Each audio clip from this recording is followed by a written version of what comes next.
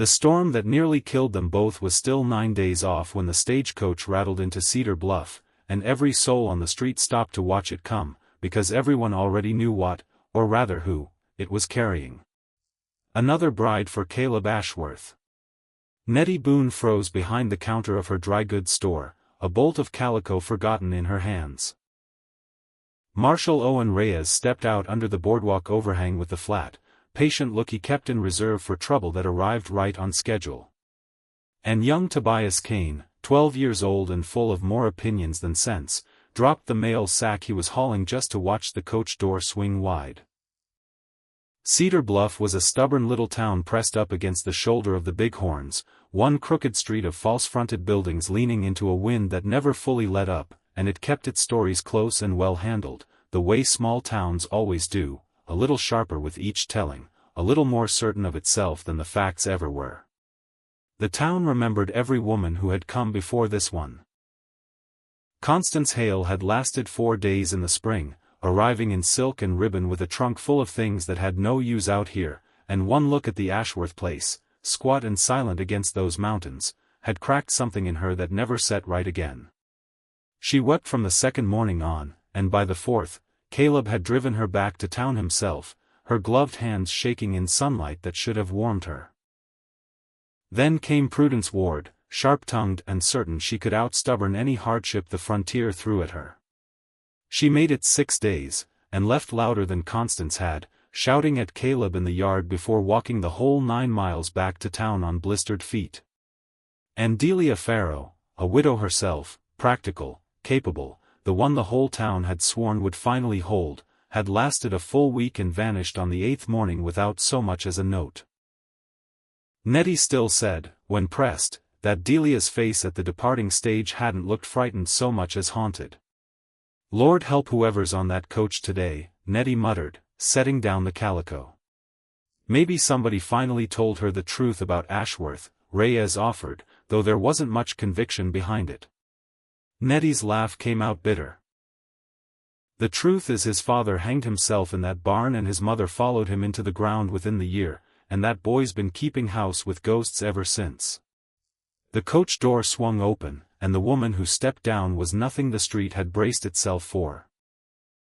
She was past 30 by the look of her lined, sun-weathered face, dressed in sturdy brown wool already dusted from the road, dark red hair pinned back without fuss, no parasol, no gloves, not a trace of trembling excitement or dread in the set of her shoulders. She studied the street the way a cattle buyer studies stock, measuring, not marveling. And when her pale eyes found the marshal, she crossed to him with the unhurried certainty of a woman who had already made peace with every decision that mattered. "I'm looking for the Ashworth Ranch," she said. "I was told someone would meet me." Reyes took in the fine lines at the corners of her eyes, lines that spoke of grief and of laughter both, and understood at once this was no desperate girl running from scandal, no dreamer chasing frontier fantasies. He warned her anyway, because the town's conscience demanded it of him. 3 women had come before her and left inside the week. "I'm aware," she said. "I asked very particular questions before I bought the ticket." Not a flicker crossed her face. "I'm Margaret Sullivan, Meg, formerly of St. Louis. I've come to marry Mr. Ashworth and help him work his land. Is he coming, or do I find my own way out there?" Before Reyes could answer, hoofbeats rolled in from the North Trail, and every head on the street turned to watch a single rider cut a dark shape against the falling sun. Caleb Ashworth rode the way some men only dream of riding, moving with the horse rather than merely astride it, and as he closed the distance, the details sharpened one at a time. Tall, rangy, a strength built from work rather than leisure, sandy hair gone dark with sweat under a hat pulled low, a jaw set hard enough to have been carved rather than grown. It was his eyes that unsettled Cedar Bluff, not because they looked cruel, but because they gave away nothing at all, pale gray, still as a frozen creek. He swung down in one motion and simply looked at her for a long moment while the street held its breath. "Miss Sullivan." Low, rough with disuse, more a statement than a greeting.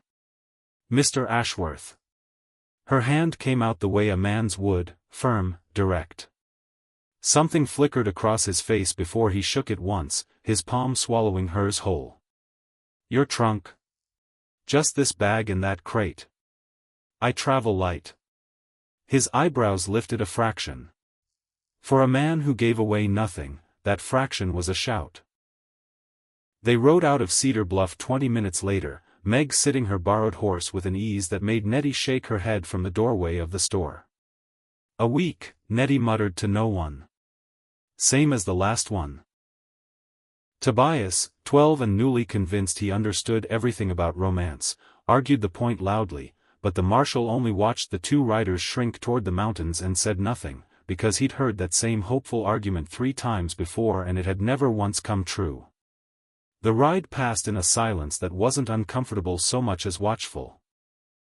Caleb pointing out a lightning-scarred cottonwood that marked his property line, a spring that ran year-round, a ridge where wolves sometimes denayed in hard winters, and Meg asking only practical questions about water and grazing, never once reaching for the personal ones every woman before her had asked.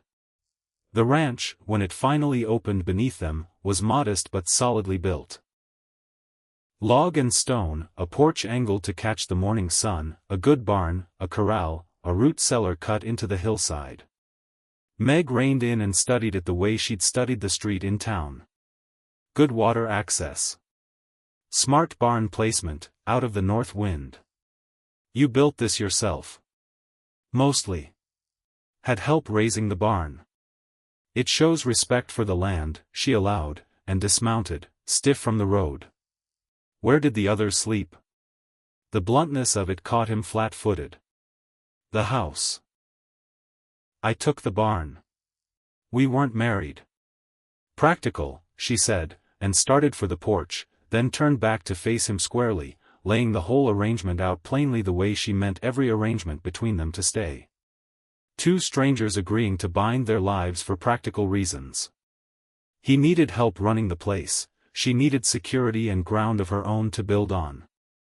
A business arrangement first, and if something more grew from it, that would be to the good. But she believed in saying plain things plainly, because it saved a great deal of grief later. Inside, the house was sparse and clean, one main room built around a stone hearth, 2 small bedrooms, no curtains, nothing decorative. Meg walked every inch of it, opening cupboards, testing the pump, checking the chimney draw, nodding to herself like a woman taking inventory of her own future. You keep it clean. My mother believed a clean house was a kind of dignity. A way of respecting the ground under your own feet. A wise woman, Meg said, and asked nothing further, which unsettled him more than curiosity would have. She turned to the stove. I'll need to know what you keep on hand. What you eat. Whether you have preferences. Beef, beans, bread when there's time. Coffee. Do you care for vegetables? The question was so unexpected he nearly laughed. I do, in fact. Good. I'll want a kitchen garden by spring. I'll need your frost dates and the soil first. She stopped and turned to face him fully, and her voice went serious in a way that stilled the room. Mr. Ashworth, I want to be plain about something. I did not come here to be sheltered behind glass. I came to work. I'm strong, I'm capable, and I intend to earn my place at this table.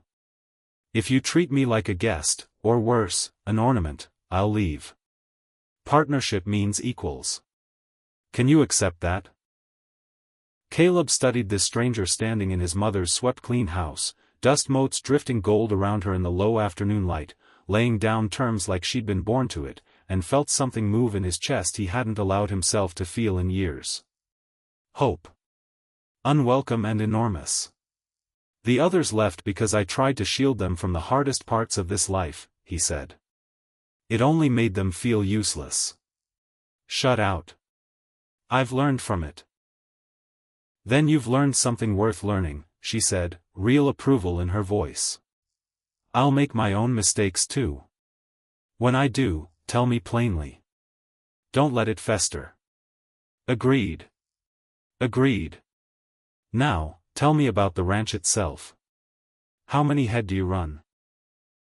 They talked past sundown, Caleb sketching property lines into the dust of the table with a rough finger while Meg asked question after question about terrain and herd size and the beef market, and he found himself answering more fully than he'd spoken to anyone in years.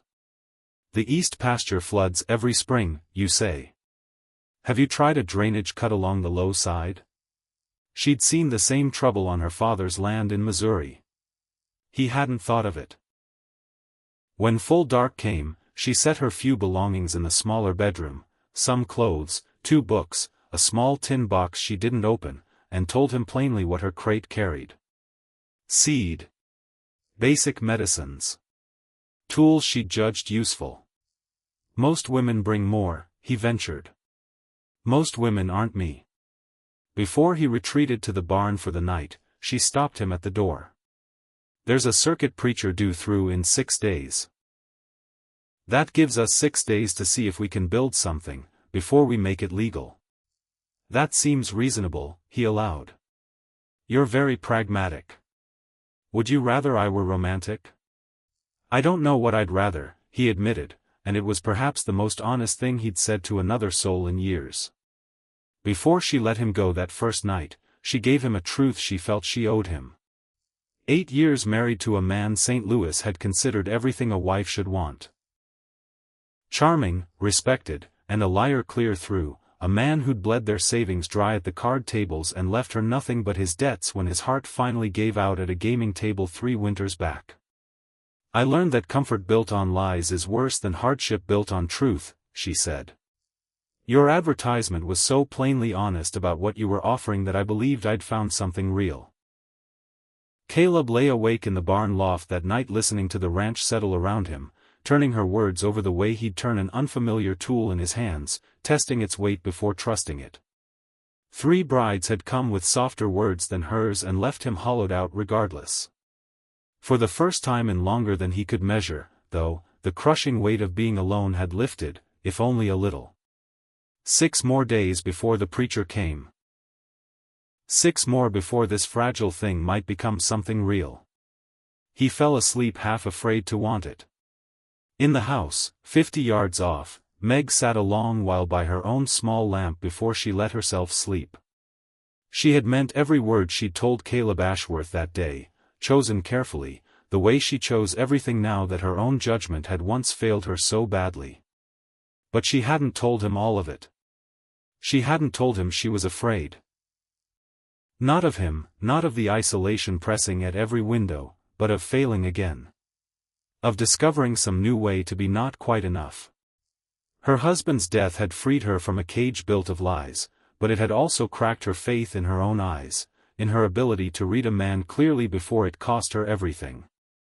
Still, she had watched Caleb Ashworth all day, the care he took with his animals, the honesty in every answer even when the honesty cost him.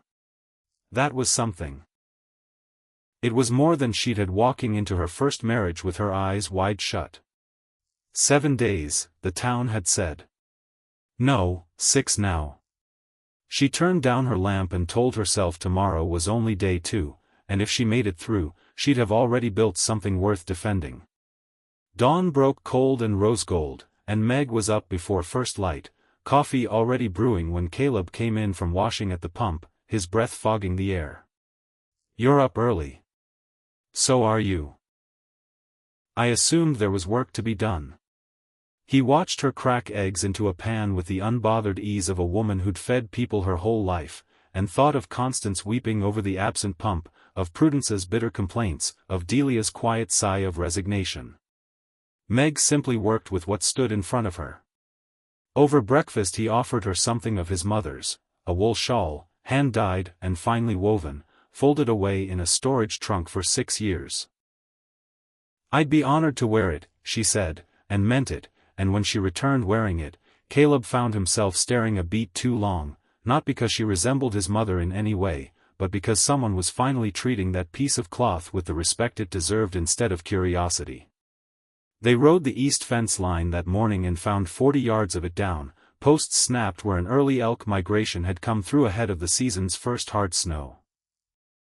They worked side by side through the cold, Caleb showing her how to set a post and string wire with enough give to survive a winter's freeze and thaw, Meg learning fast, offering better angles when she saw them. "You've done this kind of work before." "Farm work, similar enough. My father held land in Missouri before the bank took it. It's part of why your advertisement appealed to me. City life felt useless, all appearance and empty calls. Out here, what a person does with their hands actually matters." "It matters," he agreed.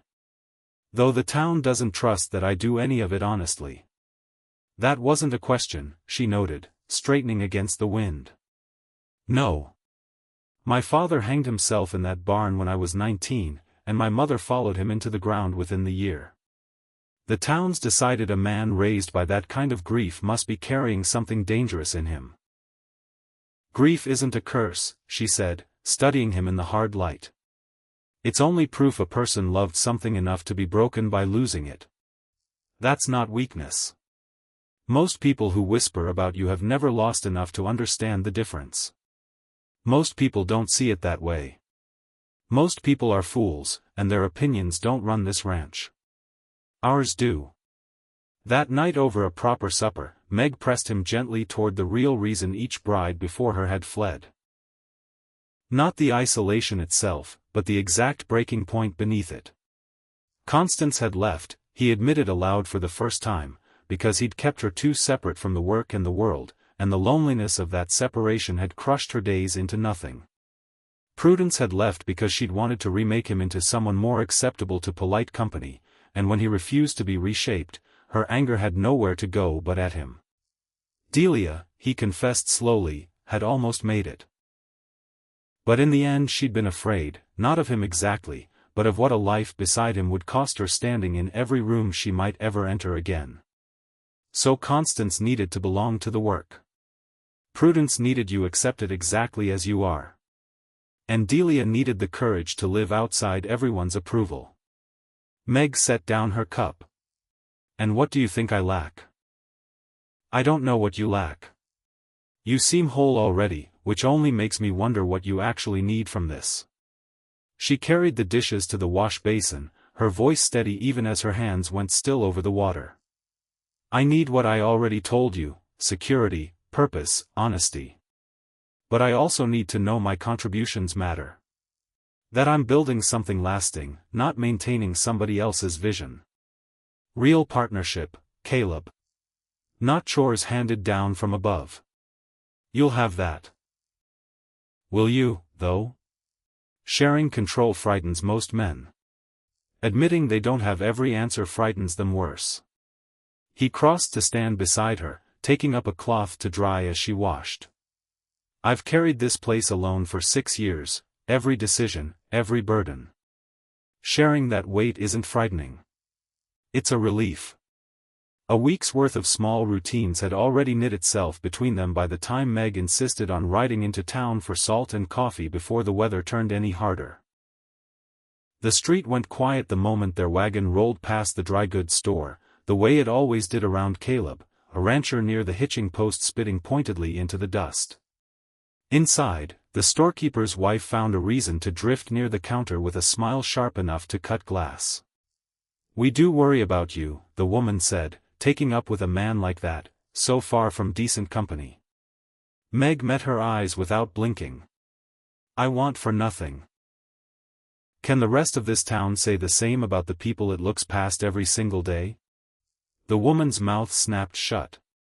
But not everyone in that store had turned their face away. The blacksmith's wife caught Meg's eye and gave the smallest of nods, the kind that cost something in a town like this to offer at all.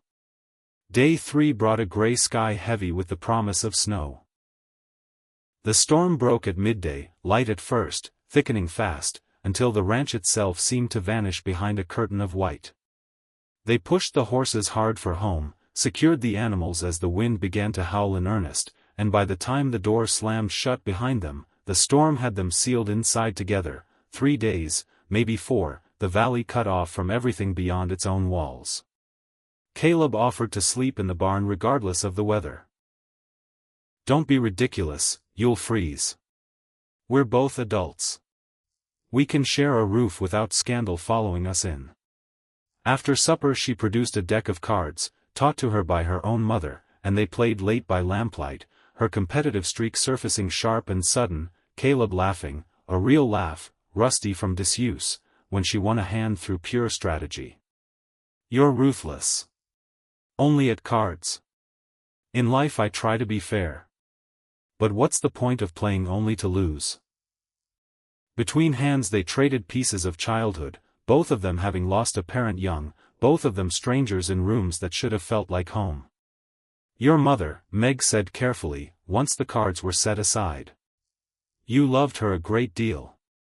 She was everything, once my father was gone. Fever took her the winter after. I've been alone since. Meg reached across the table and squeezed his hand once, a simple gesture that landed on him like a brand. You're not alone now. For 3 more days, at least, he tried, aiming for lightness he didn't quite feel. For longer than that, she said quietly, if I have anything to say about it. Morning came gray and merciless, snow drifted halfway up the windowpanes. Caleb's face when he looked up from the fire told Meg everything before he spoke a word of it. It's worse than I thought. Temperature dropped hard overnight. The cattle will be struggling. Can we reach them? I can. You should stay here. She was already reaching for the warmest layers she owned. We've been through this. Partnership means I don't hide indoors while you risk your neck. If the herd needs help, we both go. This isn't ordinary weather, Meg. People die in storms like this 10 feet from their own front door. Then we'll be careful. We'll rope ourselves together if we have to. I won't sit here uselessly while you're out there alone. She wrapped a scarf across her face until only her eyes showed. Now tell me what needs doing. They roped themselves together with 50 feet of line, Caleb leading, Meg close behind, and the moment they left the porch the wind struck like a fist, stealing the breath from their lungs. He'd walked this ground to the barn 1,000 times and could barely find it now, forced twice to stop and reorient along a guide rope he'd strung years earlier for exactly this kind of storm. Inside the barn the horses stamped in fear, and over the howling gaps in the roof Caleb shouted that the cattle needed checking in the low pasture, sheltered behind the ridge if they hadn't scattered already. They found the herd huddled in the ridge's lee, but drifts had trapped several animals, frost forming on frightened muzzles, body heat melting snow that refroze into dangerous ice along their hides. We need to move them, Caleb shouted over the wind, closer to the barn, where we can manage them better. It was brutal work, the herd stubborn and terrified, both of them pushing from opposite sides, calling, never panicking when a steer broke loose or a cow turned aggressive with fear. Meg fell twice into deep drifts and climbed back up both times without a word of complaint. Getting back to the house was its own small war against the shifting wind, Caleb forced to stop and search for the guide rope more than once, and for one raw moment real fear cut through his exhaustion. If he lost the path now, they could die within sight of shelter. Then Meg's hand found his through the white chaos and squeezed, whether giving comfort or seeking it he couldn't say, and somehow that steadied him enough to find the rope again and follow it hand over hand to the solid weight of the porch steps. They stumbled inside and slammed the door against the storm's fury, standing there dripping and too exhausted to shed their frozen coats. Then Meg started laughing, wild, half hysterical, entirely real. We did it. We actually did it. You're insane, he managed, without any real heat behind it. So are you. What kind of man checks on cattle in weather like this? But she was grinning behind her scarf, eyes bright with something that might have been shock or joy or both, and despite everything, he found himself laughing too, an actual laugh that startled him more than the storm had. His fingers shook too hard to work his own coat buttons, and without a word Meg stepped close and did it for him, her own hands barely steadier, and the intimacy of it, her fingers at his collar, ice crystals melting in her hair, should have felt awkward and instead felt necessary. That was day 4, she said at last, staring into the flames he'd rebuilt into a roaring blaze. The others were long gone by now. Are you counting down to my escape? I'm counting forward to a decision. And after today, I think I already know what mine will be. Fear curled through him even as hope did. You could have died out there. I nearly lost us both coming back. But you didn't. We didn't. She pulled the blanket tighter around her shoulders. Do you know what I realized today, trusting you to lead us home through that? That this is real. Not some romantic idea of frontier life, not an escape from my past, but actual reality, hard and dangerous and demanding everything I have. And I want it. This work. This honesty, even when it's brutal. She met his eyes. I'd rather be tested and alive than comfortable and empty. Today I felt more alive than I have in years. He took her cold, work-roughened hand in his and held it. I'm glad you stayed. Glad you came out there with me. I couldn't have moved that hurt alone. Partnership, she said softly. That's what you promised. That's what I promised too. The storm broke that night into a slower, quieter snow, and by the sixth morning the sun cut hard and blinding off drifts banked chest-deep against every fence post on the property. Icicles as long as a forearm hung from the barn eaves, catching the light like glass, and the world beyond the porch looked scrubbed clean, remade overnight. They spent that whole day and most of the next digging out. Shoveling a path from house to barn, hauling feed through drifts that swallowed a man to the thigh. Meg worked through blistered palms, wrapping them at night in strips of clean cloth and refusing to slow down the next morning regardless, and by the second evening the ranch stood set to rights again, the two of them moving around each other with an ease that no longer needed explaining. That evening, with the worst of the work behind them, Meg sat him down at the kitchen table. You've been through something today that would shake anybody, he tried, when she told him plainly what she intended. I'm thinking more clearly than I ever have, she said, gripping his hand back, holding on. I know myself, Caleb. I know exactly what I can sustain, and I can sustain this. I want to sustain this. And if you're wrong? If in a year you look around and realize you've made a mistake you can't take back? Then I'll have chosen it with my eyes wide open, which is more than I can say for the marriage I already survived once. I'm not asking you for guarantees. I'm asking you to let me choose you the way you're choosing to let me stay. Long after she'd gone to bed that night, Caleb sat by the dying fire turning the whole conversation over in his mind, hunting for the crack in it the way he'd hunt a fence line for the one post about to give way, and found none. That frightened him more than the blizzard had. Hope had failed him 3 times already, and each failure had carved something out of him. If he didn't let himself hope for everything, maybe he wouldn't be destroyed when it didn't come. But despite every ounce of his own caution, he felt the hope anyway, fragile and dangerous, and he let it sit there unspoken until sleep finally took him. The circuit preacher's wagon came up the north road on the appointed afternoon exactly as promised, and half of Cedar Bluff rode out behind it, curiosity and cold weather be damned, because word had already crossed the valley that this particular bride had lasted through the worst blizzard in 3 winters and hadn't so much as blinked. Nettie arrived with a jar of preserves and tears she pretended weren't there. Marshal Reyes stood at the back with his hat in his hands, watching a woman he'd been certain would come limping back to town inside the week instead stand steady on Caleb's porch in his mother's shawl, its dyed wool catching the winter light. Meg said her vows plainly, the same way she'd said everything else since stepping off that coach, and when Caleb slid a plain band onto her finger, his hands, steady through a blizzard and a broken fence line both, shook harder than they had through either. Tobias cried without shame at the back of the small crowd, and even the rancher who'd once spat in the dust outside the store stayed for the modest meal afterward, raising a cup to a marriage half the valley had bet against only a week before. Someone had strung dried wildflowers along the porch rail, and for one afternoon the ranch that had swallowed 3 brides whole stood full of neighbors instead, laughter carrying out over snow still banked waist-high beyond the yard. By the time the last wagon rolled back toward town, the light was fading gold over the mountains, and Caleb Ashworth stood on his own porch with his wife beside him, watching his ranch empty out again into quiet. Only this time the quiet held no loneliness in it at all. A year and a half wore on, seasons folding one into another, the ranch prospering under two sets of hands instead of one. Neighbors who'd once crossed the street to avoid Caleb began stopping by instead. The kitchen garden pushed green shoots through soil Meg had tested twice before ever trusting a seed to it, and the east pasture drained at last exactly the way she'd first sketched it into the dust of that kitchen table.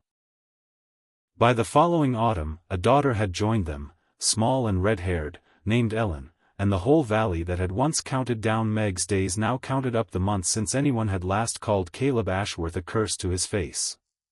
Marshal Reyes found him at Ellen's first birthday gathering, hat in hand, unusually serious. "I owe you an apology I should have given years ago. I judged you on your grief and your isolation both, and I was wrong. You're one of the better men in this valley," and Meg saw that from the first afternoon. "Took the rest of us considerably longer." "Thank you for saying it," Caleb said. "And for the chance to prove it." That night, with Ellen asleep in her cradle and the ranch settled quiet around them, Caleb and Meg sat together on the porch and watched stars gather over the valley he'd once believed he was destined to work alone forever.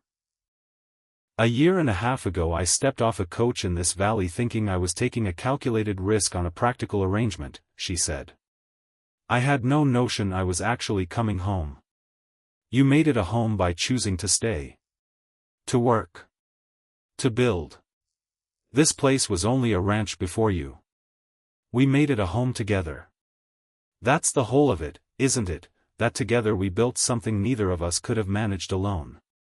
He laced his rough fingers through hers. "I'd rather have had one true year with you," she said, "than a lifetime of comfortable lies with any other man alive. I choose you again, Caleb. Every single time." He kissed her then, slow and certain, and when they finally drew apart she was smiling in the firelight spilling faintly through the window behind them. 3 women had come to that ranch before Meg Sullivan, and 3 women had fled it inside a week, exactly as the whole valley had expected. But Meg had stayed. Not because she had merely endured Caleb Ashworth, but because together, day by brutal, honest day, they had built a life worth staying for, a home standing solid against every winter still to come, and proof enough that the hardest true thing 2 people could build would always outlast the easiest lie either of them could have told.